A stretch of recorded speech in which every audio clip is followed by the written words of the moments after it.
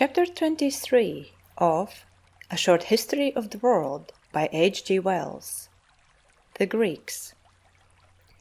Now, while after Solomon, whose reign was probably about 960 BC, the divided kingdoms of Israel and Judah were suffering destruction and deportation, and while the Jewish people were developing their tradition in captivity in Babylon, another great power over the human mind, the Greek tradition, was also arising.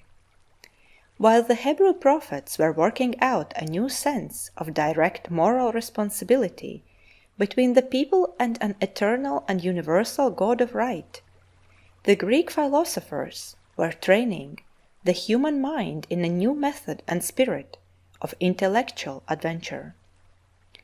The Greek tribes, as we have told, were a branch of the Aryan-speaking stem. They had come down among the Aegean cities and islands some centuries before 1000 BC.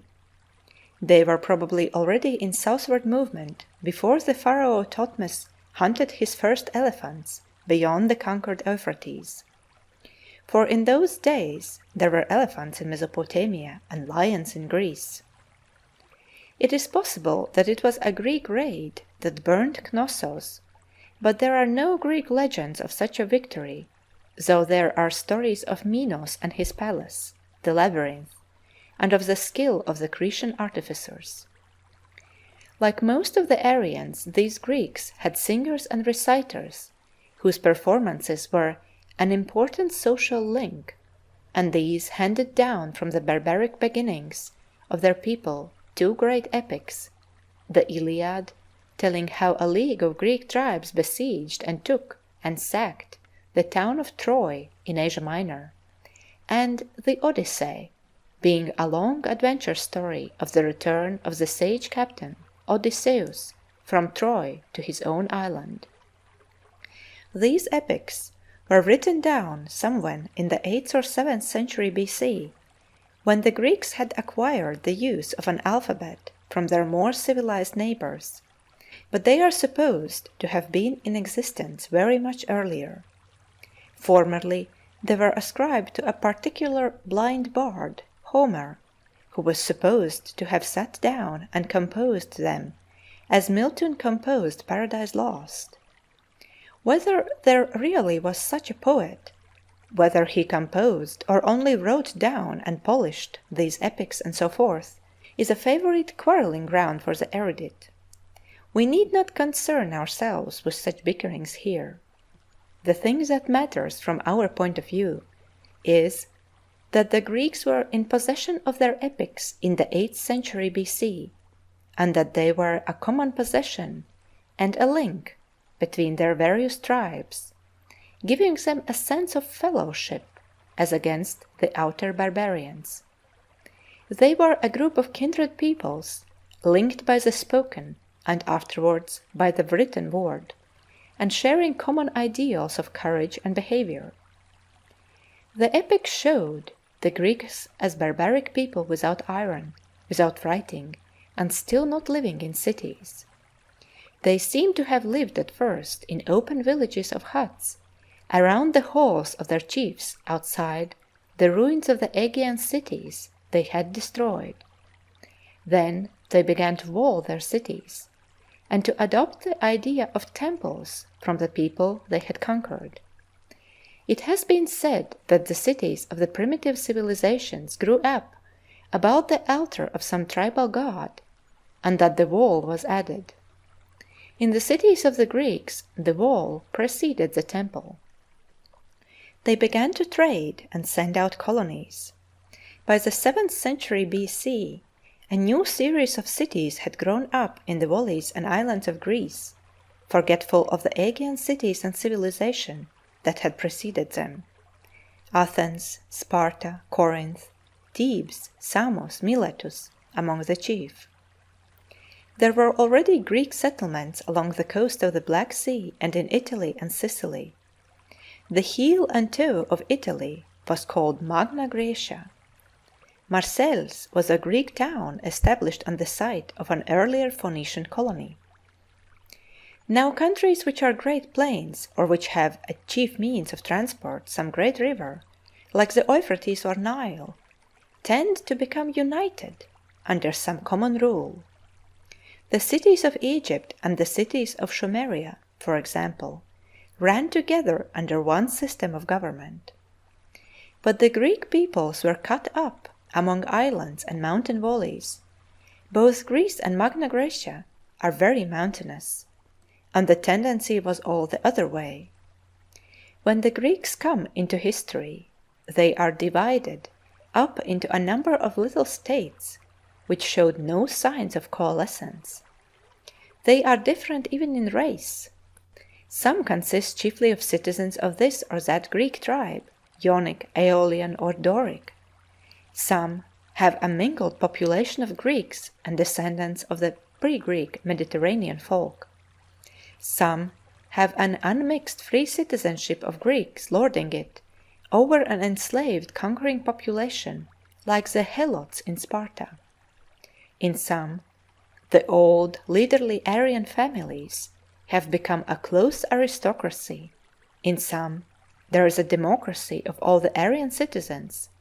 In some, there are elected or even hereditary kings. In some, usurpers or tyrants.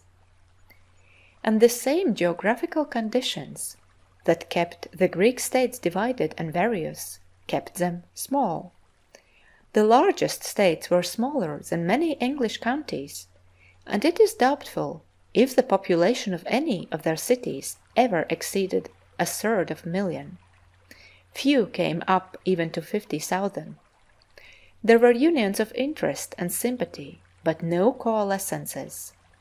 Cities made leagues and alliances as trade increased, and small cities put themselves under the protection of great ones. Yet all Greece was held together in a certain community of feeling by two things, by the epics and by the custom of taking part every 4th year in the athletic contests at Olympia. This did not prevent wars and feuds, but it mitigated something of the savagery of war between them, and a truce protected all travelers to and from the games. As time went on, the sentiment of a common heritage grew, and the number of states participating in the Olympic Games increased, until at last not only Greeks, but competitors from the closely kindred countries of Epirus and Macedonia to the north were admitted. The Greek cities grew in trade and importance, and the quality of their civilization rose steadily in the 7th and 6th centuries B.C. Their social life differed in many interesting points from the social life of the Aegean and river valley civilizations. They had splendid temples, but the priesthood was not the great traditional body it was in the cities of the older world, the repository of all knowledge, the storehouse of ideas. They had leaders and noble families, but no quasi-divine monarch surrounded by an elaborately organized court. Rather, their organization was aristocratic, with leading families which kept each other in order. Even their those so-called democracies were aristocratic. Every citizen had a share in public affairs, and came to the assembly in a democracy, but everybody was not a citizen. The Greek democracies were not like our modern democracies, in which everyone has a vote. Many of the Greek democracies had a few hundred or a few thousand citizens, and then many thousands of slaves, freedmen, and so forth, with no share in public affairs. Generally in Greece affairs were in the hands of a community of substantial men.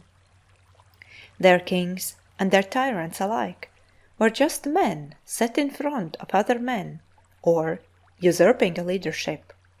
They were not quasi-divine overmen like Pharaoh or Minos or the monarchs of Mesopotamia. Both thought and government, therefore, had a freedom under Greek conditions, such as they had known in none of the older civilizations. The Greeks had brought down into cities the individualism, the personal initiative of the wandering life of the northern parklands. They were the first republicans of importance in history. And we find that as they emerge from a condition of barbaric warfare, a new thing becomes apparent in their intellectual life. We find men who are not priests seeking and recording knowledge and inquiring into the mysteries of life and being in a way that has hitherto been the sublime privilege of priesthood or the presumptuous amusement of kings.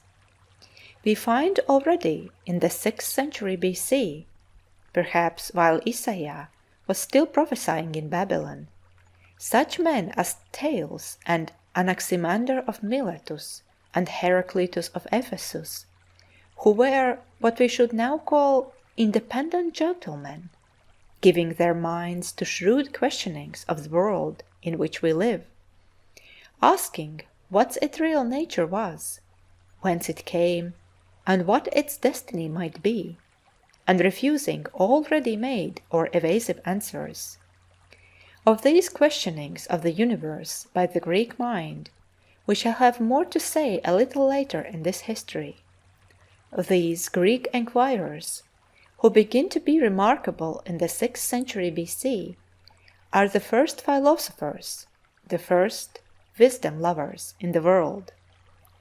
And it may be noted here how important a century this 6th century BC was in the history of humanity. For not only were these Greek philosophers beginning the research for clear ideas about this universe and man's place in it, and Isaiah carrying Jewish prophecy to its sublimest levels, but as we shall tell later, Gautama Buddha was then teaching in India, and Confucius and Lao Tse in China. From Athens to the Pacific, the human mind was astir. End of chapter 23.